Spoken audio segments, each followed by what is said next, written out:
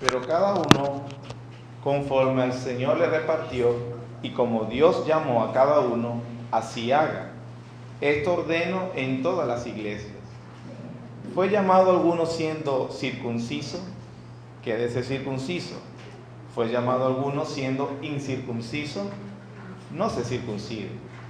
La circuncisión nada es, y la incircuncisión nada es, sino el guardar los mandamientos de Dios. Cada uno, en el estado en que fue llamado, en él se quede. Fuiste llamado siendo esclavo, no te dé cuidado, pero también si puedes hacerte libre, procúralo más. Porque el que en el Señor fue llamado siendo esclavo, liberto es del Señor. Asimismo, el que fue llamado siendo libre, esclavo es de Cristo. Por precio fuiste comprado, no os hagáis esclavos de los hombres. Cada uno, hermanos, en el estado en que fue llamado, así permanezca para con Dios. ¿Qué debo hacer una vez que soy cristiano? ¿Cuál es el paso que debo dar? ¿Qué cambios debo realizar en mi vida? Sin duda, esos son los tipos de preguntas que surgen en un corazón en el cual el Espíritu Santo está vivificando y está haciendo una obra de transformación en su vida. Esa obra del Espíritu Santo capacita al corazón regenerado, primeramente para que tome conciencia de cómo él mismo era sin Dios, pero también una vez cómo Dios lo recibe y cómo Dios lo llama a que corra a abrazar por la fe a Cristo. Y en agradecimiento entonces surgen este tipo de preguntas. Ok, ahora que soy cristiano, ¿qué debo hacer?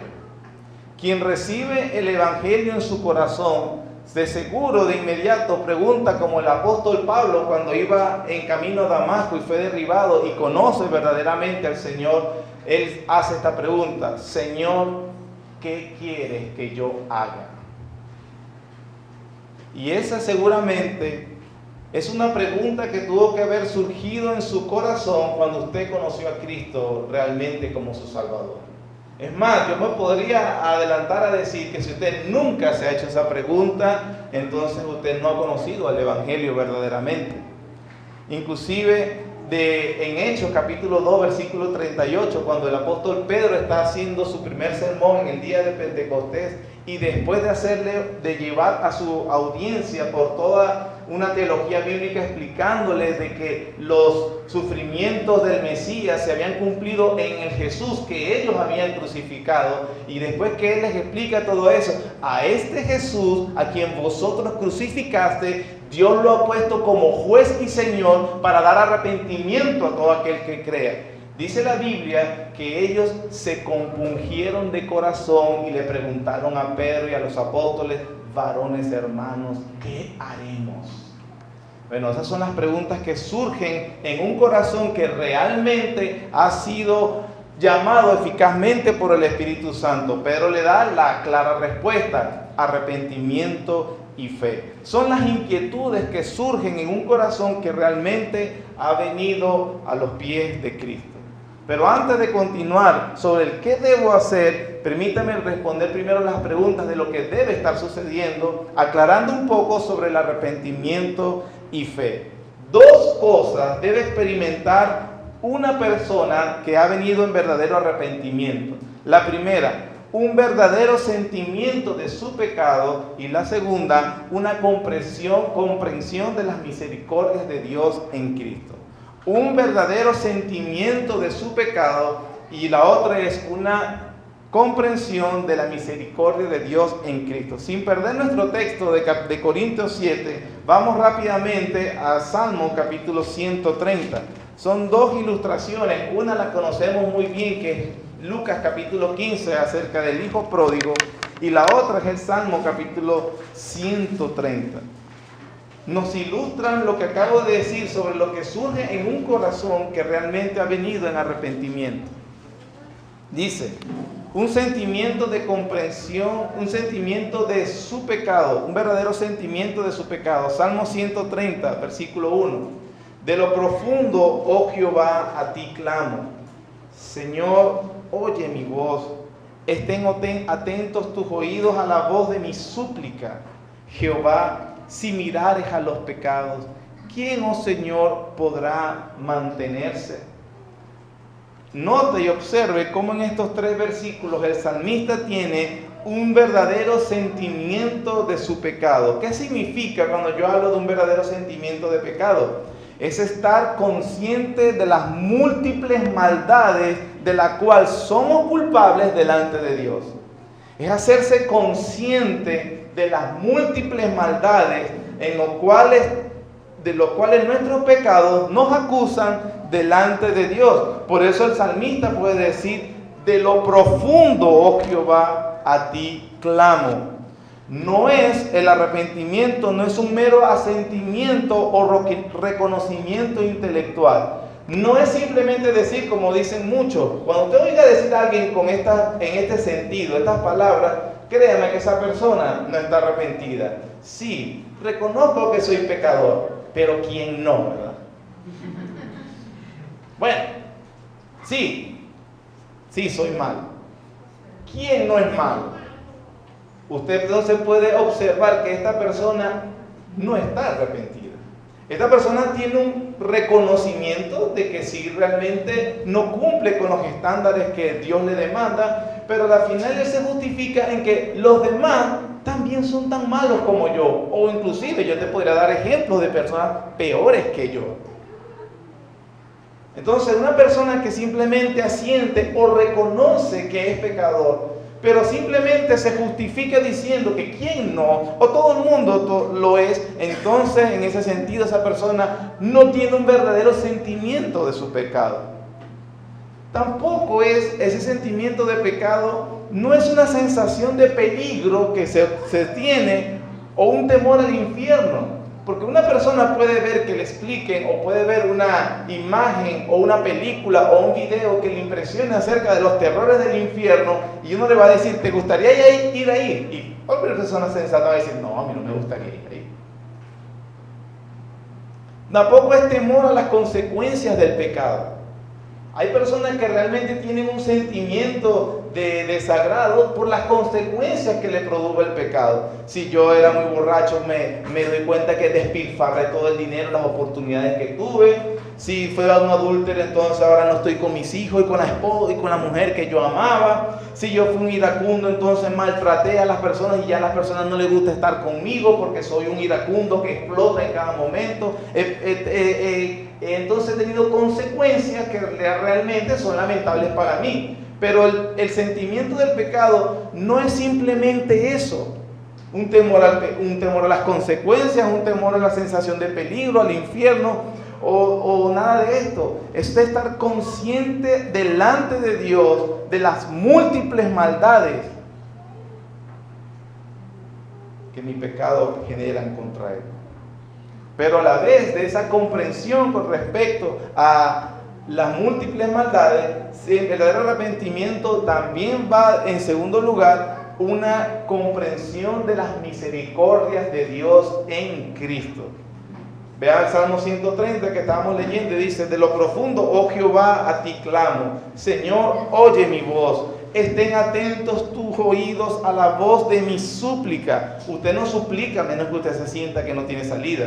Versículo 3. Jehová, si mirares a los pecados, ¿quién, oh Señor, podrá mantenerse? Él realmente tiene una sensación de alienamiento, de lejanía, de que es indigno que Dios lo puede mirar. Señor, pero si me miras en mis pecados, Dios mío, yo no me puedo mantenerme delante de ti. Sin embargo, ese sentimiento que debe haber ocurrido en una persona de la verdadera sensación de pecado tiene que ir acompañado de una comprensión de las misericordias de Dios en Cristo, que es lo que nos da el versículo 4.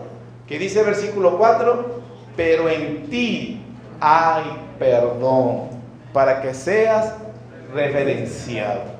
Entonces, el verdadero sentimiento de pecado va acompañado de una comprensión de que hay misericordia de Dios en Cristo. Muchas personas, hermanos, llegan a la experiencia personal de la culpa. Ellos son conscientes de su corrupción y los peligros de su pecado, sin embargo siguen sin saber nada del verdadero arrepentimiento. Un ejemplo clásico es Judas Iscariote. Recuerden que Judas se sintió culpable de lo que había hecho. Su conciencia le dijo, no está bien, vendiste sangre inocente. Y él dice, hasta fue a devolver el dinero. Pero Judas nunca comprendió que él tenía misericordia de Dios en Cristo. Pedro, en el mismo episodio, transgrede la ley de Dios, transgrede su conciencia, pero cuando él ve a Cristo, corre a Cristo. Judas se fue a ahorcarse, Pedro corrió a Cristo. Entonces, el verdadero arrepentimiento no es solamente tener sensación de pecado y de corrupción, sino una convicción verdadera de que si yo voy a Dios, Él me va a perdonar.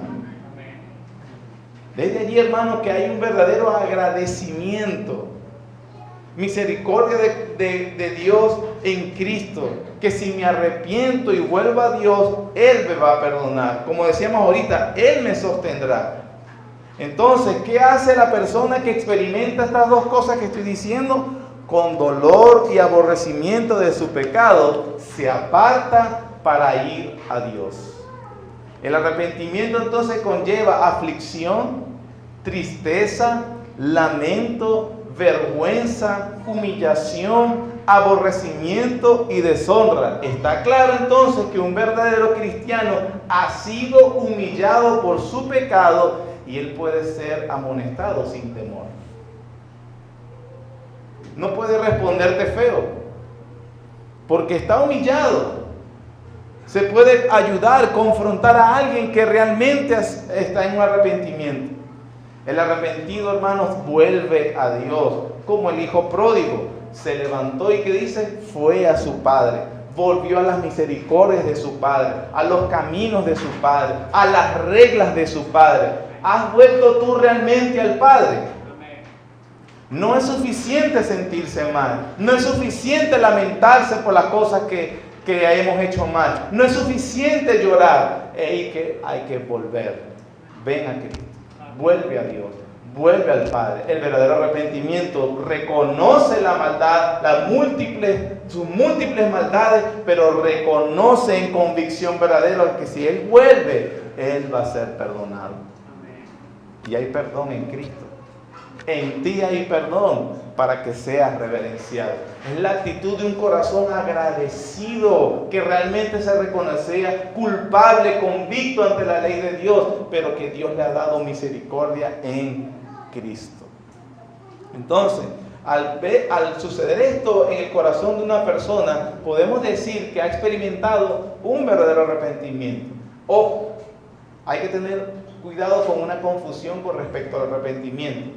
Un terremoto emocional, cambios radicales externos, conocer el momento exacto del nuevo nacimiento, pueden acompañar la conversión, pero ninguna de ellas son necesarias para el verdadero arrepentimiento. Es posible que algunos hayan tenido una experiencia bien dramática en el arrepentimiento. Es posible que otros no tanto. No que, lo vi llorando ahí, ese no valía ni medio, en el suelo, ahí se tiró. Hay personas que probablemente experimentaron un arrepentimiento así, otros no tan dramáticos, pero no significa de que este es verdadero y que el otro sea falso.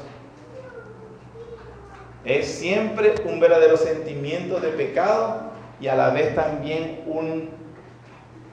una convicción verdadera de que en Dios hay perdón.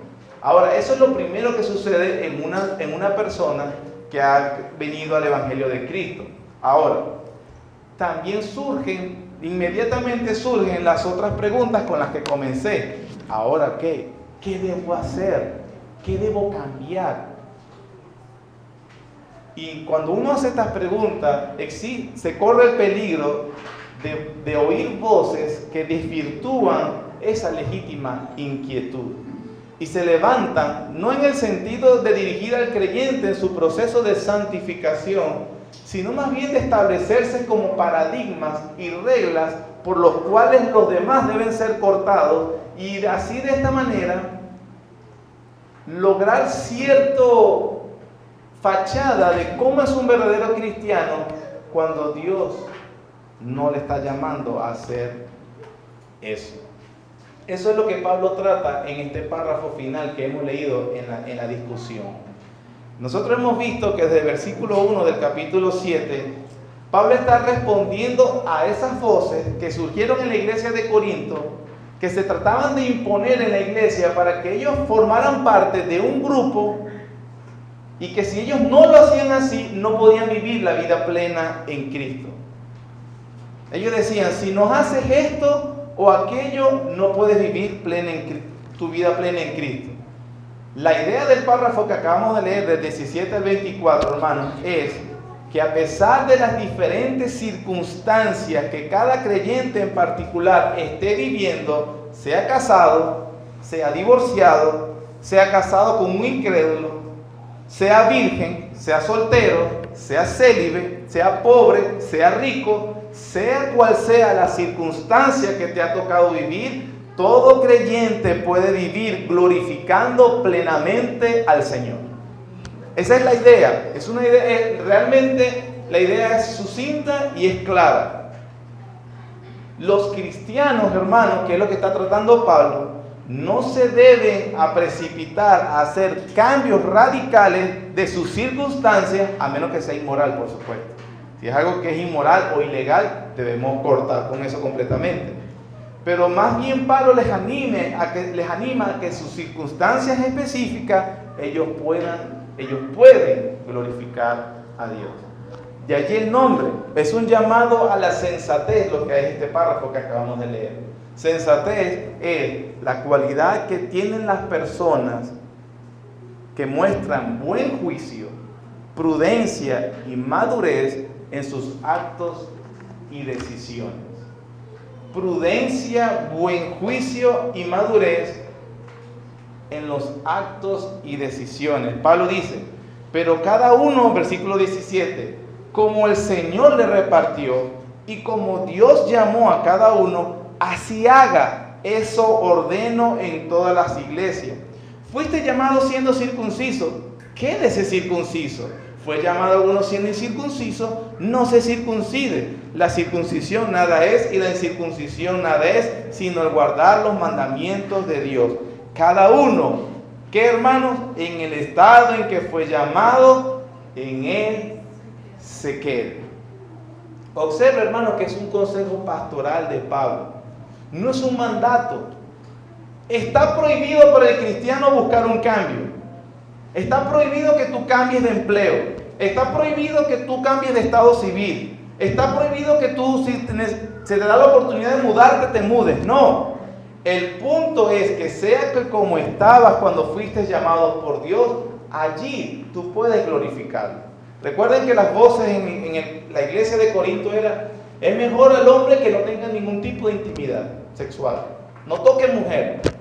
Y eso es tan bueno que hasta los matrimonios deberían separarse. Es mejor ser soltero, es mejor ser casado. Pablo dice, entonces ahora que eres cristiano, eres casado, no, divórciate. Tenías intimidad, no tengas más intimidad. Todos ellos querían de alguna manera cambiar su situación porque supuestamente los llevaría a un mejor estado espiritual. Pablo le dice, no es así, no sean radicales, eso no es el evangelio. En el estado en que fuiste llamado, en él te puedes quedar.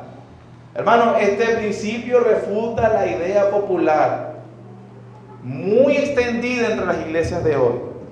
Si eres un empleado y no eres patrón, tú estás mal. El evangelio llegó a ti para hacerte próspero. Dios te puso por cabeza y no por cola. Dios te ha llamado al liderazgo. Eso suena muy bonito, pero eso no es verdad. Eso es lo que nos dice este párrafo. El falso evangelio de la prosperidad, que le dice, Dios te quiere hacer próspero, ignorando que por la bendita soberanía de Dios, Él ha colocado a algunas personas en situaciones humildes económicamente hablando, en las cuales las llama a vivir glorificando a Dios con todo su ser, y a veces son de mayor ejemplo para otros. El énfasis entonces es que no se apresuren a cambios externos motivados por presiones sociales, factores externos que quieren simplemente tomar adeptos para su propio punto de vista estrecho. No debemos hacer cambios generados por factores externos o presiones sociales, como que así se ve mejor a alguien o no. Ojo, y aclaro, cuando un cambio en nuestra vida es por motivaciones y convicciones internas, gloria a Dios, pero no se pueden dar cambios por presiones externas y sociales. Repito, cuando hay un cambio que yo quiero hacer, probablemente radical, en mi vida, motivado por una comprensión de la palabra de Dios y su obra en mí, es una cosa, y otra cosa es que todo el mundo te quiera imponer un embudo, un paradigma que ellos creen que la persona debe hacer. Otro ejemplo clásico, cuando usted ve a ciertos hermanos o hermanas de una iglesia y usted ve que todos se visten igual, usan el cabello igual, el uniforme. Yo no estoy, por lo general estos son de faldas muy largas, cabellos sin cortar, cero maquillaje. Así lo usa la esposa del pastor, entonces todas quieren ser como la esposa del pastor. Ojo, yo no estoy diciendo que es una hermana que use falda está mal. Si ella quiere usar una falda, está bien. Pero cuando se quiere imponer eso como la norma, para que el que no se vista así no está bien con Dios, entonces estamos hablando de un legalismo fuera del Evangelio. No es lo que la palabra de Dios enseña. Un clásico ejemplo de esto también es cuando viene alguien a Cristo que viene tatuado. Algunos tatuajes, si fueron en el tronco, son fáciles de tapar. Pero ¿qué hacemos con una persona que se tapó el cuello y a veces se tapó el rostro? Se tatuó, perdón, el rostro. Y entonces viene a Cristo. Tienes que operarte. Y por lo general esta persona es de escasos recursos. No, tú no, con esas marcas del diablo que tienes ahí. Ponte vamos a taparle la cara para que no se te vean los tatuajes. Usa en estos calores que usan todo el tiempo suéter y todo, porque el tatuaje es demoníaco. ¿Qué le dice Pablo? Si fuiste llamado y ya estabas tatuado, quédese así. Y la persona viene y vende las poquitas cosas que tiene para entonces hacerse una operación en una clínica barata que no le garantizaba el borre del tatuaje correctamente, y a veces queda hasta con una marca peor que el propio tatuaje. ¿Por qué? Porque él tenía que cambiar externamente algo que hizo cuando no era cristiano. Tenemos a las personas que, por ejemplo, se hacen, no recuerdo el nombre, que se hacen esos aretes así grandotes, túneles. Oh, usted tiene que móchate la oreja para que no te veamos eso. Eso era del diablo. Si fue llamado así, obviamente deja de usar el túnel y eso a la final creo que se cierra, se regenera. Pero estamos viendo con el cuidado que debemos tener con una persona. Cuando una persona viene y dice, no, tiene que hacer esto. Ojo, si una persona cuenta con los recursos económicos, conoce un buen sitio donde le harán esa cirugía y él llega a la convicción, no, me lo quiero borrar, bueno, gloria a Dios, pero es una convicción personal que llegó esa persona. No tenemos que imponérselo, porque fui llamado así, entonces no es necesario hacer cambios radicales externos. Eso es lo que nos está diciendo Pablo aquí. Miren cómo él dice, versículo 18. Fue llamado alguno siendo circunciso. ¿Qué de ese circunciso? Fue llamado alguno siendo incircunciso, no se circuncide. La circuncisión nada es y la incircuncisión nada es, sino que el guardar los mandamientos de Dios. Pablo pone este ejemplo, por ejemplo, en cuanto a esa señal judía muy importante. tal vez para nosotros no es tan trascendente, o un lector moderno lee y no le parece algo tan importante, pero aquellos que conocen la tradición judía o las escrituras saben que esa señal para el judío es precisamente la señal que lo marcaba dentro del pueblo del pacto. Es decir, era obligatorio para todo varón judío que nacía a los 8 días de nacido hacerle la circuncisión. Algunos en el siglo I, judíos, el antisemitismo, hermano, siempre ha existido y eran excluidos de la sociedad precisamente por tener la marca de la circuncisión. Y algunos querían inclusive volverse incircuncisos para poder entrar en el seno de la sociedad romana que despreciaba la circuncisión. ¿Y eso cómo se hacía? En el siglo I hay escritores y hay especificaciones de médicos de cómo se hacía una operación para ponerle a la persona circuncisa el prepucio nuevamente. ¿Y cómo se daba la gente se daba cuenta de que alguien era circunciso? No, tenía que verlo desnudo. En estos tiempos, los gimnasios, y a la vez que habían baños públicos, como los que son los baños de sauna hoy en día, y el gimnasio se practicaba de manera desnuda.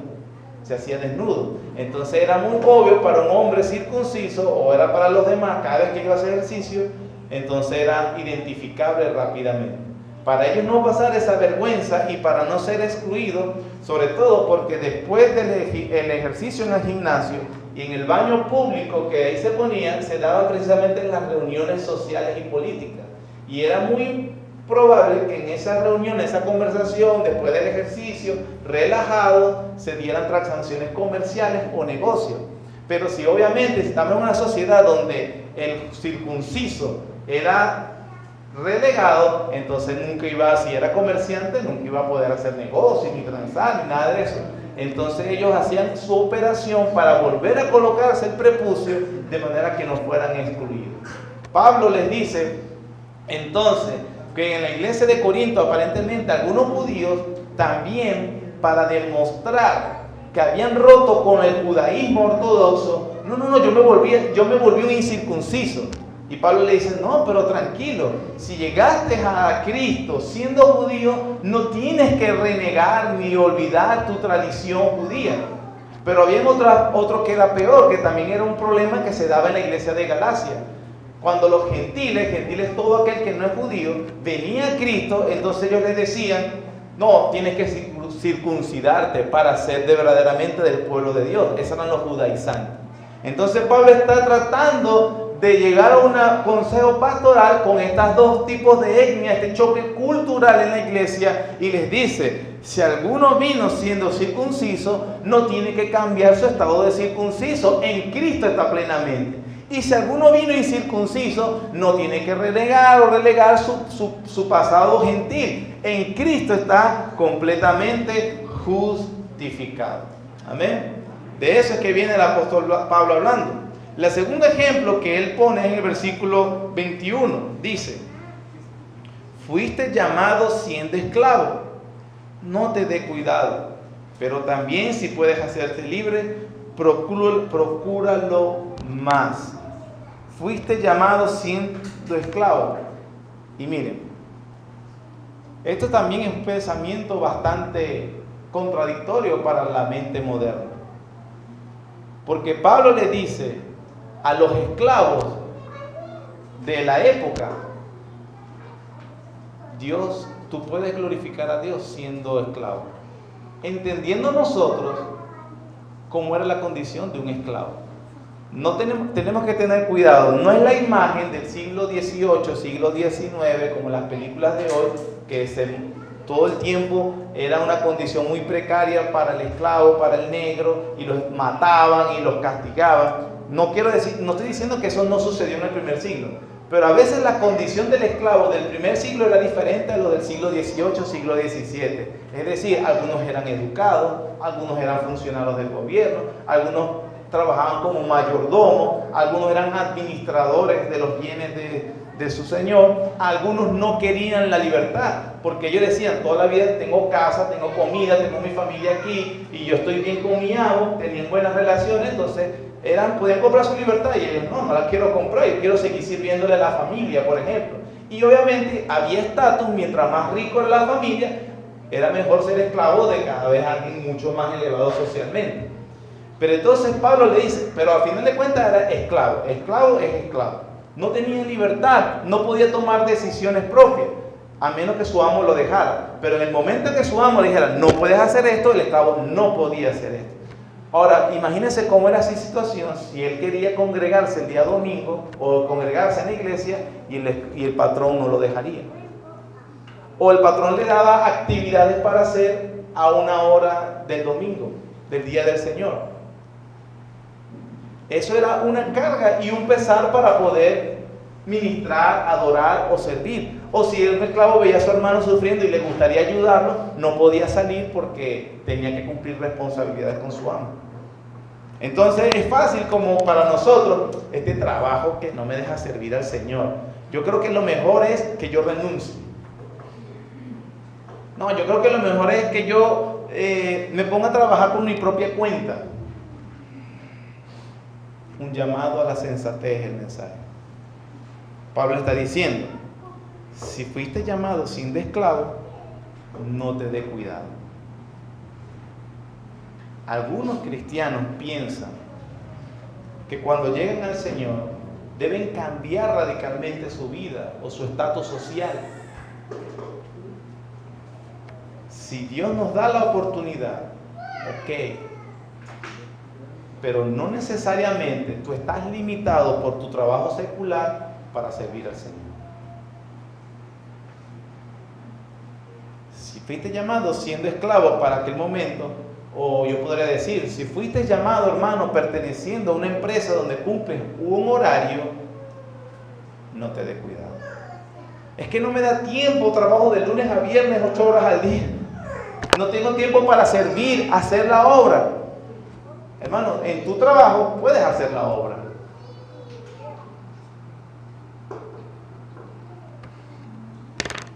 Tenemos que tener cuidado con la fiebre de los multiniveles. Tenemos que tener cuidado, hermano, con dejarnos llevar por las convenciones sociales. Tenemos que tener cuidado con hacer de fundamentos de nuestra vida la idea del ascenso social.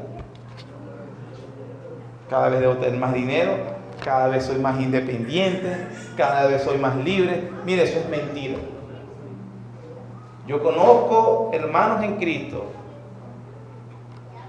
dueños de su propio negocio y que están obligados a tener que atender el negocio. No es que están en su casa esperando que el dinero les caiga siempre.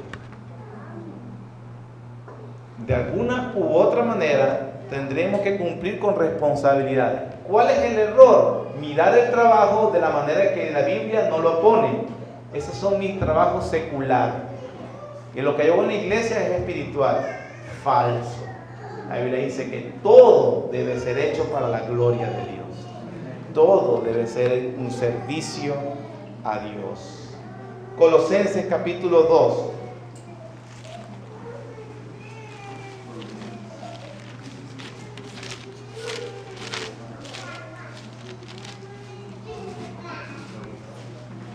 Colosenses capítulo 2, versículo 8 al 10. Mirad que nadie os engañe por medio de filosofías y huecas sutilezas, según las tradiciones de los hombres, conforme a los rudimentos del mundo y no según Cristo. Porque en Él habita corporalmente toda la plenitud de la deidad, y vosotros estáis, ¿qué? Completos en Él, que es la cabeza de todo principado y potestad. Versículo 20 al 23 del mismo capítulo 2.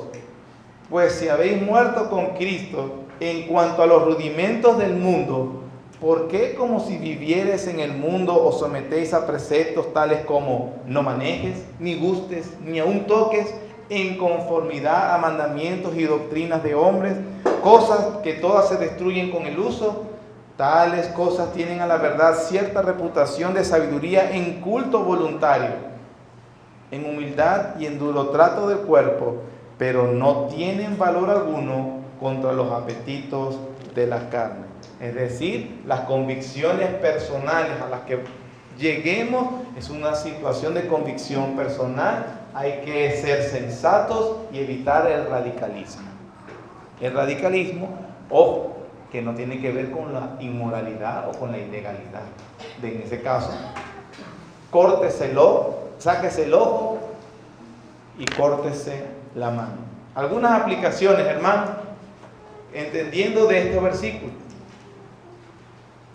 Por cierto, versículo 22. Porque el que en el Señor fue llamado siendo esclavo, liberto es del Señor.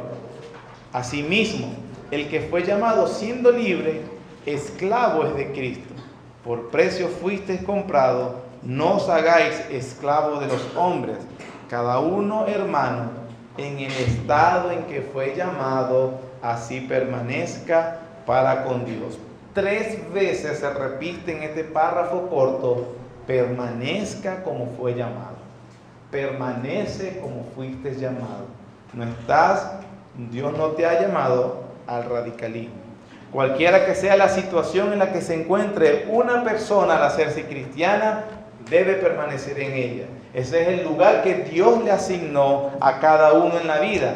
Pablo quiere convencer a los destinatarios que el evangelio es compatible con cualquier relación o posición social. El evangelio es compatible con cualquier posición o relación social. Algunos cristianos creen que la única forma de agradecer a Dios al hacerse cristiano es volverse un misionero o volverse alguien que abandona familia, abandona trabajo, abandona hogar, abandona comodidad. Es loable, pero no es necesario.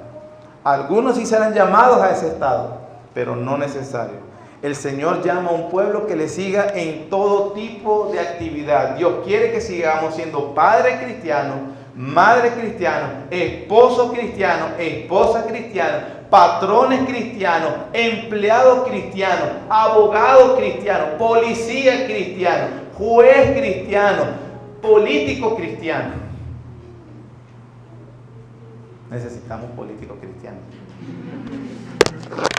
Entonces, no, yo soy cristiano, voy a abandonar la política. No, está bien, quédate y enséñale a hacer verdadera política.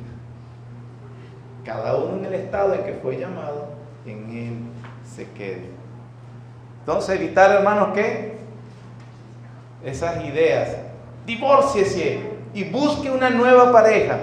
Recordemos el contexto, era fácil. ¿Se acuerdan los 4 tipos de matrimonio? Como no tenían relación con la aprobación del Estado, era fácil disolverlos. Y se dice que a veces un hombre se podía conseguir con 20 matrimonios que ya llevaba, 20 matrimonios y 20 divorcios. Pablo dice, no se cambie en su estado civil. Así sea incrédulo. Si él quiere permanecer contigo, permanece con él. En los días de Pablo el divorcio era incontrolado. Los hombres y mujeres cambiaban de esposo con frecuencia y por lo general lo hacían por dinero, por estatus social. Tenga cuidado con el concepto al revés, el descenso social. La práctica es contraria al punto anterior. ¿Qué quiere decir?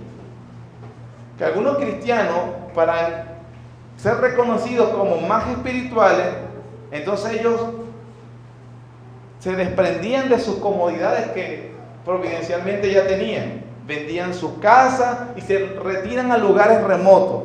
Esa visión utópica puede servirle a algunas personas, pero no precisamente lo que Dios está pidiendo a cada creyente. Algunos ven la prosperidad económica como un demonio.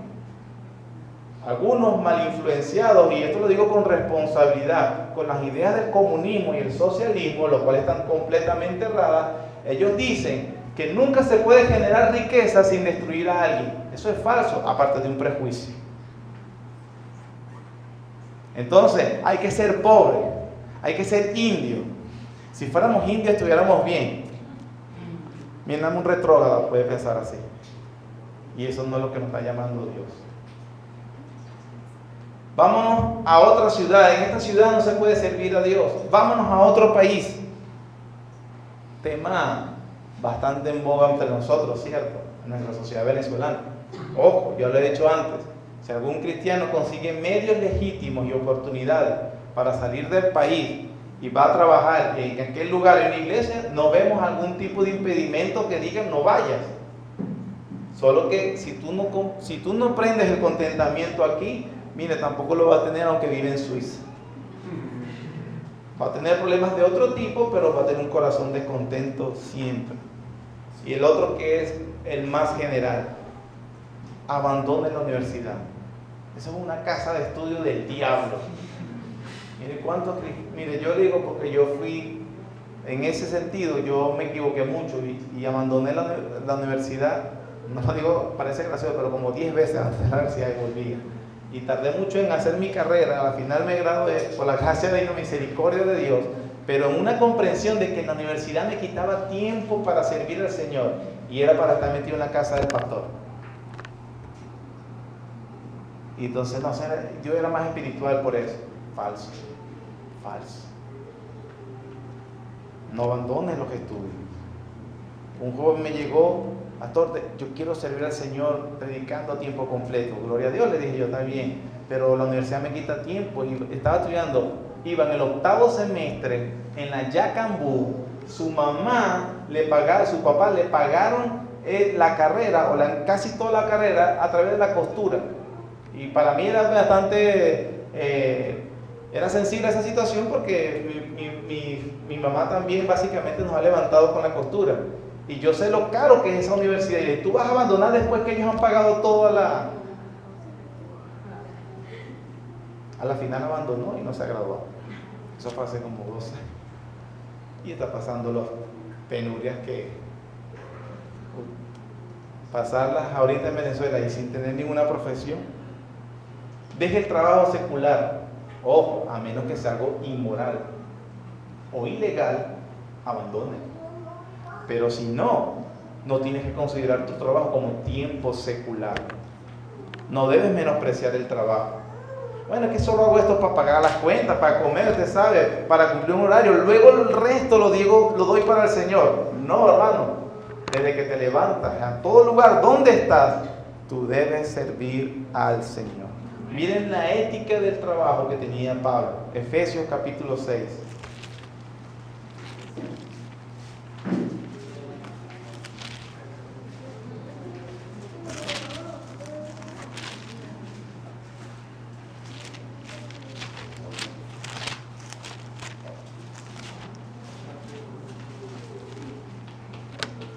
Efesios capítulo 6, versículo 5 al 9. Siervos, que en realidad es esclavos, que podríamos decir empleados, obedeced a vuestros amos terrenales con temor y temblor, con sencillez de vuestro corazón, ¿como a qué? Es decir, hermanos, que yo puedo estar en una empresa haciendo un trabajo repetitivo, sencillo, lavar platos. ¿De qué espiritual tiene lavar platos? Bueno, Pablo dice, cuando laves los platos, hazlo como si fuera el plato donde va a comer Cristo. Hay una gran diferencia entre hacer este trabajo ridículo, de migrante, aburrido, a que se lo estoy haciendo a Cristo. ¿Cómo lo harías? Hay una gran diferencia. Hay una gran diferencia en ser ama de casa, haciéndolo como si fuera la casa de Cristo. Cambiar un pañal para la gloria de Dios. Siervos, obedecer a vuestros amos terrenales con temor y temblor, con sencillez de vuestro corazón, como a Cristo, no sirviendo al ojo, como los que quieren agradar a los hombres, sino como siervos de Cristo, de corazón, ¿qué? Haciendo la voluntad de Dios. Él no le dice ahí, cuando se vayan a evangelizar al mundo completamente, ahí haciendo, no, la voluntad de Dios es haciendo los oficios que debían hacer.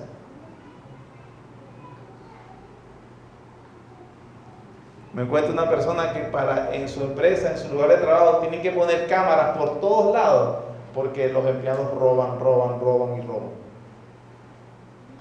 Si hubiesen cristianos, verdaderos cristianos, no alguien que se diga cristiano, sería necesario.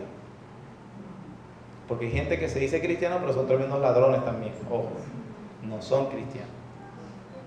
No cumplen con su horario completo. Eso es robar. Llevarse los materiales del trabajo, eso es robar o no. Que tienen que tener el jefe diciéndole qué deben hacer. Porque si no el dicho mundano es un dicho mundano. El ojo que engorda el buey es el ojo del amo. Para el cristiano no. Porque el cristiano, aunque no es su buey, cuidará el buey como si fuera de Cristo. Y de saber que Cristo lo está viendo. Versículo 7. Sirviendo de buena voluntad, como al Señor y no a los hombres, sabiendo que el bien que cada uno hiciere, ese recibirá del Señor, sea siervo o sea libre, seas el empleado o seas el dueño. Y vosotros, amos, haced con ellos lo mismo, dejando las amenazas, sabiendo que el Señor de ellos y vuestro está en los cielos y que para Él no hay acepción de personas. Esa frase debe ser entendida con lo que dice Romanos 2, que a la hora de Dios juzgar, Él no hace acepción de personas. Podrá ser un empleado pobre y te va a castigar por ladrón, por corrupto, por hacer lo incorrecto. Y podrá ser una persona dueño de empresa y Dios te va a castigar por corrupto, por ladrón, si tú no haces lo correcto. No hay acepción de personas. Pero tampoco hay acepción de ser personas para recibir el bien que Dios le ha prometido a aquellos que hagan el bien. Colosenses capítulo 3, versículo 23.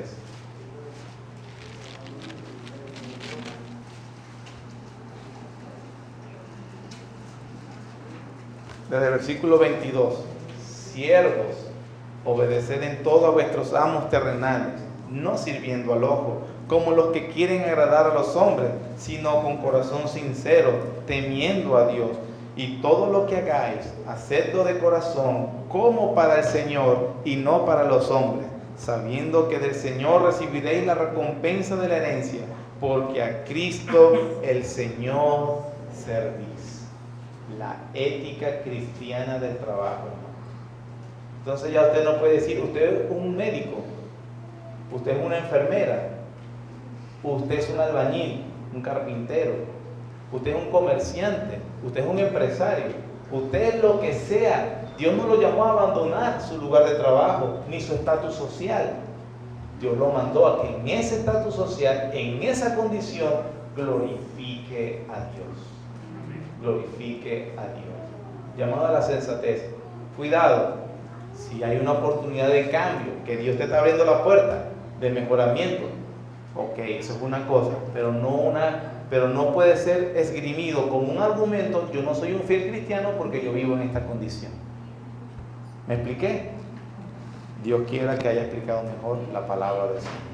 Padre bueno, gracias. Gracias, Señor, por tu misericordia y por tu bondad. Gracias porque en Cristo Jesús tenemos el perdón de todos nuestros pecados. Gracias, Señor, porque también nos muestras claramente las evidencias para el verdadero arrepentimiento y la fe. Y después de allí, Señor, tú también qué esperas de nuestra vida. Ayúdanos, Señor, a entender este llamado a la sensatez, a la prudencia, al buen juicio que debemos tener a la hora de tomar decisiones difíciles. Gracias, Señor, por tu bondad para con nosotros. En el nombre de Jesús. Amén. Amén.